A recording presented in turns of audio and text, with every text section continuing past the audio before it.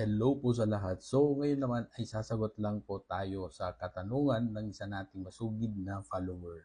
So, eto naman ay usaping senior citizen. So, eto po ang kanyang tanong.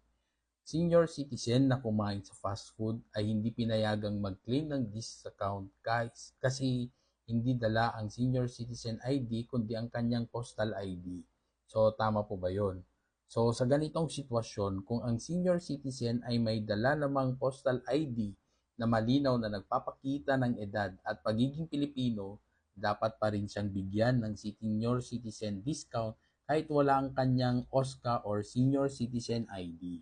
So, ang ating legal na batayan dito ay nakapaloob sa Rule 4, Section 4 ng Implementing Rules and Regulations or IRR ng Republic Act 9994 or yung Expanded Senior Citizens Act of 2010.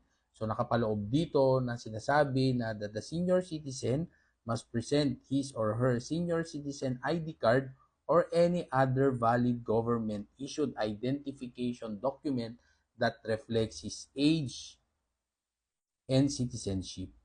Ibig sabihin, hindi obligatory na OSCA ID lang ang tanggapin.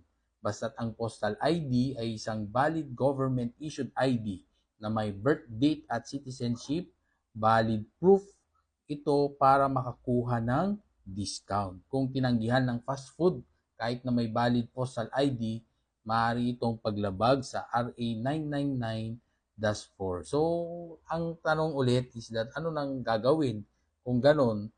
Okay, so unang-una dyan is report ang insidente sa Office for Senior Citizens Affairs or OSCA ng inyong lungsod o bayan o doon sa Department of Trade and Industry or DTI kung pribadong establishmento.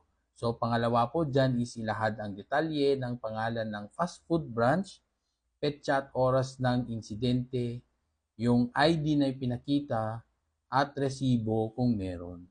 So I hope na sagot po natin yan ng maayos. So Attorney Kid Castro po, panatag ang loob ng taong may alam. Hanggang sa muli.